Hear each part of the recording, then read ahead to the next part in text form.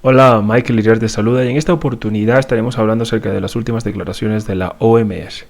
La Organización Mundial de la Salud ha declarado a la viruela del mono como emergencia sanitaria internacional. Ahora bien, ¿por qué debería importarnos? ¿Por qué deberíamos preocuparnos? ¿Y por qué no? Vamos a descubrirlo. Vamos a leer qué es esta viruela del mono y por qué deberíamos estar preocupados. A ver, viruela del mono. La OMS declara la alerta máxima por el aumento de casos en el mundo. Dice, la Organización Mundial de la Salud declaró la viruela del mono como una emergencia de salud global luego de un aumento de los casos en todo el mundo. La clasificación es la alerta más alta que la OMS puede emitir, y la decisión fue tomada este sábado tras una segunda reunión del Comité de Emergencia del organismo sobre el virus. Así lo anunció el director general de la OMS, el doctor Tedros Adhanom. Está complicado este nombre. 2 días después de que un comité de emergencia con expertos en esta enfermedad se reuniera por primera vez para analizar la posible declaración, que obligará a las redes sanitarias nacionales a aumentar sus medidas preventivas. Es decir, no lo pide, obliga. Hasta ahora se han reportado 16.000 casos en 75 países, según Tedros. Dice el director de la OMS, agregó también que hasta el momento 5 personas han muerto tras infectarse. Entonces saquemos las cuentas, son 16.000 infectados y 5 casos mortales. Muy bien, seguimos. En la actualidad solo hay otras 2 emergencias de salud de este tipo: la tan conocida pandemia del coronavirus y el esfuerzo continuo para erradicar la poliomielitis. Ok, entonces bueno, tenemos entonces lo que es la viruela del mono. Aquí más o menos se explica qué es la viruela del mono. La viruela del mono no es una enfermedad nueva, no es una enfermedad que no se conozca. Es una enfermedad que apareció ya hace mucho tiempo, en los años 70, sobre todo en países africanos, y se había concentrado por la mayoría del tiempo hasta ahora en estos países africanos. Actualmente hay muchos casos en la Unión Europea, en Europa, y casos en los Estados Unidos, y es por eso que la OMS ha declarado emergencia internacional para poder contenerlo. Pero entonces, ¿qué es la viruela del mono? La viruela del mono es una rara infección viral como la viruela, pero menos grave, ¿okay? Para que tomemos en cuenta, los síntomas son fiebre, dolor de cabeza, inflamación, dolor muscular, agotamiento, erupción con comezón, lesiones principalmente en la cara, manos y pie. Ahora bien, ¿cómo se propaga? Contacto cercano con una persona o animal infectados, o tocando la ropa y sábanas que usó alguien con la erupción. ¿Okay? Sí, porque la viruela del mono crea estas como, digamos, pequeñas manchas, pequeños granitos en el cuerpo. Creo que por acá hay esto es lo que genera la viruela del mono. Son síntomas de la viruela del mono. Ahora bien, tratamiento. La vacuna de la viruela y fármacos antivirales pueden ayudar a aliviar los síntomas de la viruela del mono. Muy bien. Ahora, hay muchas cosas, en este artículo no se encuentran muchas cosas de lo que representa la viruela del mono, sobre todo en la forma de contagio. Nosotros tenemos noticias como esta de acá. A ver, vamos a buscarlo, lo siento. Que dice, la viruela del mono sin estigmas. El 98% de los afectados son homosexuales y hay que informarlo con claridad para que se proteja. Ese es uno de los temas que hay que hablar acerca de la viruela del mono, porque mucho se ha venido hablando. Yo recuerdo, yo estaba caminando por el mercado y estaba esta persona ahí que vende mascarilla y toda esta cosa, y entonces gritaba y decía, prepárense, la viruela del mono, póngase mascarilla, cuidarse, la viruela del mono. Y yo decía, bueno, ¿pero qué está pasando? Entonces yo investigo para saber qué era lo que estaba pasando con la viruela del mono. Y bueno, a ver, vamos a mantener la calma. La viruela del mono no es algo nuevo. No era como lo que pasó con el coronavirus, por ejemplo, que era algo completamente nuevo, que no se sabía cómo se infectaba. Primero decían no usen mascarilla, luego decían usen mascarilla, luego dijeron las mascarillas no sirven para nada, no estén en espacios públicos, manténganse encerrados en sus casas. Y eso fue un grave error, porque estar encerrados en espacios pequeños con otras personas era más probable que contrayeras el virus a que no lo contrayeras. a contraerlos en espacios públicos. Ahora bien, la viruela del mono, y sobre todo los casos que se están viendo en Europa y en los Estados Unidos actualmente, pertenecen mayormente a grupos de homosexuales. A ver, y vamos a decirlo sin estigmas, así como dice acá. La mayoría de los infectados con la viruela del mono en el mundo, es decir, el 98% de los afectados son homosexuales. Ahora, ¿por qué se da esto? Porque la viruela del mono se puede transmitir y se ha transmitido mayormente hasta ahora por medio del sexo. Ahora, ¿qué significa esto? ¿Por medio del sexo gay? No. Por medio de todo tipo de sexo, heterosexual, gay. ¿Qué quiere decir esto? ¿Por qué? Porque la viruela del mono se transmite por medio de fluidos corporales y por medio del contacto físico. Si tú tienes contacto físico con una persona que está infectada, te va a dar la viruela del mono. Eso es todo lo que se tiene que decir. Sin estigmas. Pero hay que informarlo. Hay que informarlo porque tenemos que protegernos. ¿Ok? Sin estigmas, sin discriminación, pero hay que informarlo. Ahora bien, continuemos con el siguiente. Este artículo me pareció bastante interesante. Dice, viruela del mono y el riesgo de estigmatizar a quienes los padecen. Pero ya hablamos de sin estigma, ¿no? Ahora bien, desde hace unas semanas hemos asistido, tanto en la comunidad científica como en los medios de comunicación, a un interés creciente por los brotes de la viruela del mono, que han aparecido en diferentes países. Dice, se da la particularidad de que por primera vez la mayoría de los casos han sido detectados en hombres jóvenes que no han viajado recientemente a África, donde es endémica, es decir, donde tiene mucho tiempo, y que han manifestado tener sexo con otros hombres, personas homosexuales. Pero ojo, porque esto no significa que el virus solo se transmita en relaciones sexuales entre hombres, como lo dije, y comunicándolo erróneamente corremos el riesgo de estigmatizar a un sector de la población como ya ocurrió con el virus del SIDA. Tiene razón. Es decir, no solamente se contagia por medio del sexo homosexual, también se puede contagiar por medio del sexo heterosexual. También se puede contagiar por medio del contacto físico, o por ponerte la ropa de alguien más, o por estar cerca de alguien y tener un contacto con una persona, con su sudor, con sus fluidos corporales. ¿Okay? Ahora bien, una historia repetida, y esto quería leerlo, esto me llamó la atención, es tan interesante, porque no podemos comparar la viruela del mono con el coronavirus. Es incomparable, primero por cómo se contagia, y segundo por su mortalidad. Nosotros leímos hace rato, son 16.000 casos, de los cuales solamente 5 han sido mortales, es decir, ni siquiera un 1%.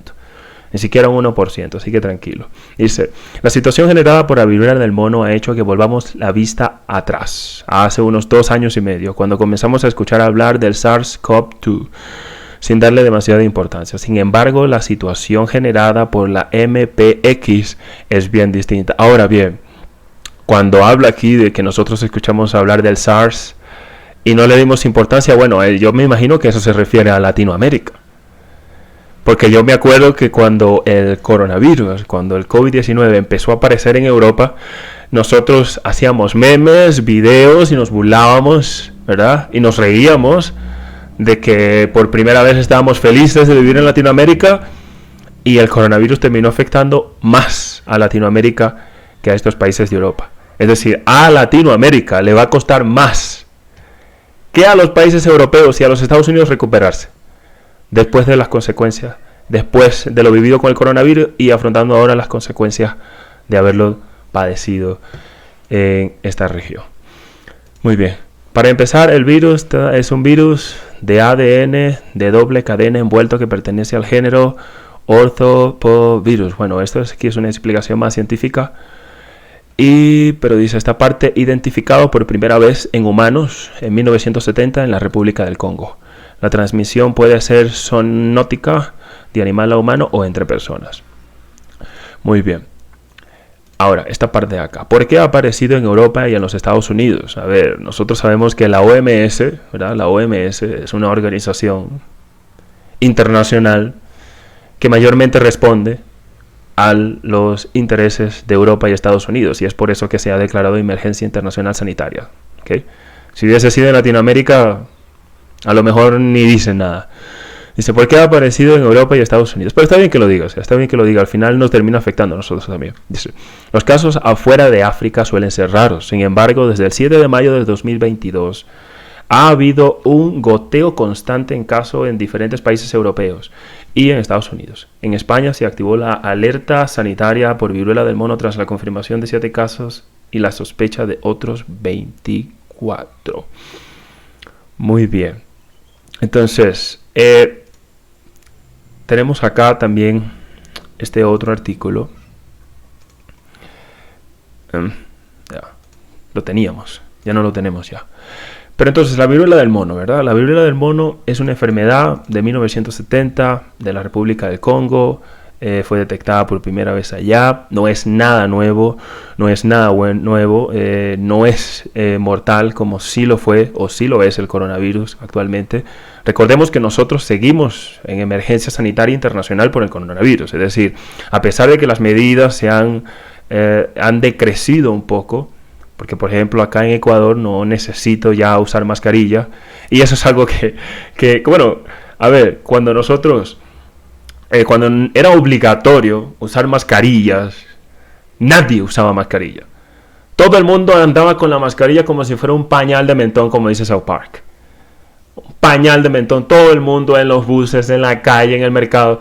Ahora que la mascarilla ya no es obligatoria, todo el mundo usa mascarilla ahora. Es increíble. Sinceramente. Yo utilicé la mascarilla cuando era obligatorio. Ahora ya no la uso. O sea, la mascarilla es algo completamente incómodo. Sinceramente no me gusta la mascarilla. Uno no puede respirar, uno no puede hacer nada. Y uno se siente mal, le da dolor de cabeza. Pero bueno, cuando fue obligatorio la usé. Ahora no la voy a usar. Ahora bien, ¿qué pasa con la viruela del mono? A ver, hay mucha... Con todo este tema de la desinformación y toda la cosa, todo lo que se habla en las redes sociales, e incluso todo lo que se habla por medio de los políticos... Aquí no en Ecuador, no tanto en Latinoamérica, sino sobre todo en los Estados Unidos, ¿verdad? Sobre todo por la bancada demócrata, por estos pseudo socialistas, ¿verdad? Bueno, no digamos pseudo socialistas, sino por estos casi socialistas en los Estados Unidos. Es la necesidad de politizar una enfermedad. Nosotros vimos el caso del coronavirus en los Estados Unidos, cómo el tema del coronavirus, cómo el tema de las cuarentenas y cómo el tema de la mascarilla se volvió algo tan controversial, que era algo que se hablaba todos los días. Y se habló todos los días hasta hace poco. Todos los días se hablaba del coronavirus, todos los días se hablaba de la mascarilla, todos los días se hablaba de las cuarentenas, de que había que usarlas, de que tenía que ser obligatorio, que no podías... Teníamos que obligarte a hacer esto. Y se politizó este tema. Y recuerdo muy bien que durante las elecciones presidenciales en los Estados Unidos de 2020, la mascarilla y las cuarentenas se convirtieron en un arma política que los demócratas utilizaron en contra de Donald Trump. Lo utilizaron en contra de él. Porque ustedes saben, Donald Trump era en contra de la mascarilla, en contra de la cuarentena. Él sabía. Y él entendió, por ejemplo, las consecuencias que las cuarentenas y que las imposiciones por causa del coronavirus iban a ocasionar el país. Y nosotros tenemos, por ejemplo, artículos como estos, que dice: la pandemia frenará la economía durante los 2 próximos años, prevé el Banco Mundial. Dice: el COVID-19, la inflación, la deuda y la desigualdad no permitirán que la actividad económica global mantenga el repunte de 2021. La recuperación de los países emergentes y el desarrollo estaría en riesgo. En América Latina, sobre todo, ¿verdad? Que nos burlamos muchísimo nos reímos en aquel momento, pero en América Latina el crecimiento apenas alcanzará el 2.6% en 2022 y 2.7% en 2023, frente al avance mundial de 4.1% y 3.2% estimados para los mismos años. Entonces, aún falta que nosotros veamos las consecuencias de encerrarnos. Unas cuarentenas que sinceramente no existe un estudio que diga que las cuarentenas sirvieron para frenar la pandemia, para frenar la infección. No hay un estudio que te pueda asegurar eso. Hay sitios, por ejemplo, como en Brasil, que es un país enorme, en donde las medidas de la cuarentena fueron muy leves, y hay sitios como Perú, en donde las medidas de la cuarentena fueron muy duras, que tienen más o menos los mismos resultados. Entonces, no existe una evidencia que nos diga que la cuarentena realmente sirvió para contener el virus. Un virus que al final del día le iba a terminar dando a todo el mundo. Y sí entiendo, o sea, era algo nuevo, era algo que no se sabía cómo manejar. Pero el daño que se le hizo a la economía, el daño que se le hizo al crecimiento en Latinoamérica sobre todo, es un daño que va a tomar décadas, es un daño que va a tomar muchísimo tiempo recuperar. Por ejemplo, aquí, este es un artículo de Axel Kaiser, dice, aire del COVID y el fracaso de las cuarentenas. Dice, según el grupo de expertos que escribe a Merkel, solamente voy a leer esta parte, entre los que se encuentran el presidente de la Asociación de Investigación de Aerosoles de Alemania, los espacios cerrados como oficinas, salones, viviendas, entre otros, son los lugares de contagio. Es decir, mire, yo recuerdo que cuando yo estaba en la cuarentena, yo vivía con unos amigos en una casa grande, éramos como 10 o 8 personas, y nosotros estábamos ahí todo el día. Yo me acuerdo que en ese tiempo estaba yo trabajando en una academia de inglés, estaba dando clases, y había un amigo que estaba trabajando de delivery, y entonces él siempre salía a trabajar, por supuesto. Todos nos quedábamos en la casa, la mayoría, pero él siempre salía. Entonces yo digo, era el lugar donde nosotros estábamos, el lugar donde el Estado nos quería mantener, la mayor zona de contagio que existía.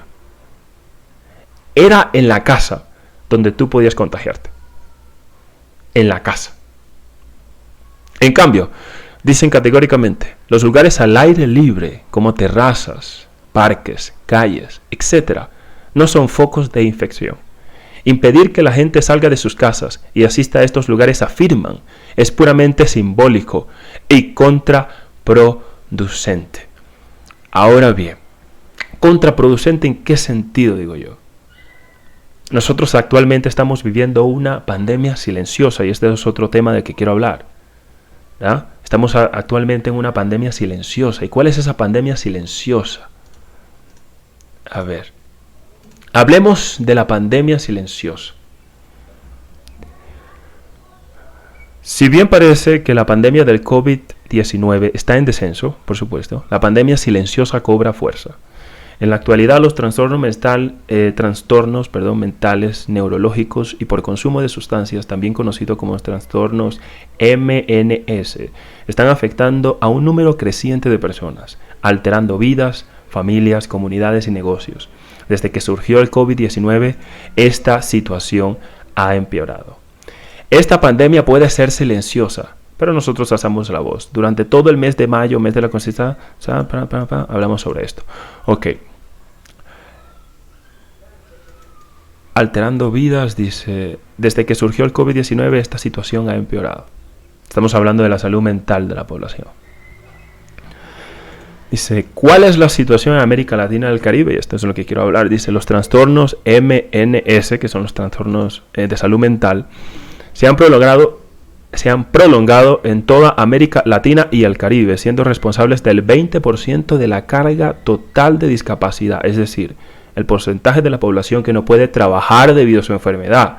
¿Cuál es? La depresión, la ansiedad y los trastornos de dolor. De manera alarmante, un estudio realizado a nivel mundial encontró que la prevalencia de la depresión y la ansiedad ha aumentado entre el 20% y el 40% en los países de América Latina y el Caribe desde la aparición del COVID-19, siendo de uno de los mayores incrementos en el mundo. Ahora bien, por supuesto que estas enfermedades de ansiedad, de depresión van a aparecer. A ver, yo recuerdo que en ese momento yo estaba trabajando como profesor de inglés y era un trabajo bien, o sea, estaba en un buen trabajo, en un buen ambiente laboral también. Y yo recuerdo que cuando cae la pandemia, yo estaba recién empezando a trabajar, y cae la pandemia y eventualmente me fueron reduciendo el salario, reduciendo el salario cada vez más, hasta que llegó un punto en el cual yo no podía vivir con lo que me estaban ofreciendo. Entonces yo pierdo mi trabajo por medio de la pandemia y por supuesto pasé momentos difíciles, además de ser incapaz de poder hacer nada, o sea, de estar encerrado todo el tiempo. Nosotros, por ejemplo, mi experiencia fue un poquito diferente porque yo estaba con amigos, solíamos hablar todo el tiempo, solíamos compartir, éramos unas 8 o 10 personas, pero yo digo, aquellas personas que no tenían realmente con quién comunicarse, que estaban todo el tiempo encerrados, que se veían deprimidos porque se veían incapaces de hacer nada. O sea, juega con tu mente. Eso juega con tu mente. Y actualmente estamos viendo todas las consecuencias de unas cuarentenas fallidas, que ralentizaron la economía, que volvieron atrás a los países y que además ahora dejan a una población cada vez más creciente con problemas de salud mental. Ahora bien, la viruela del mono no es esto.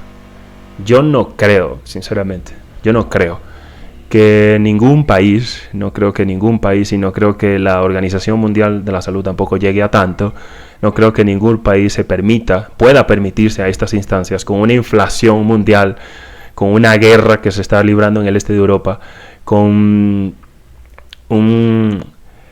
una ralentización de la economía en todo el mundo. No creo que un país pueda permitirse otra cuarentena, sinceramente. Ni por COVID, ni por viruela,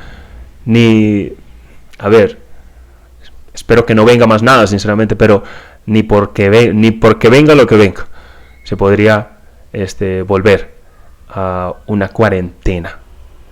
La cuarentena fue un total fracaso, sinceramente. Un total fracaso. Pero bueno, hasta la próxima.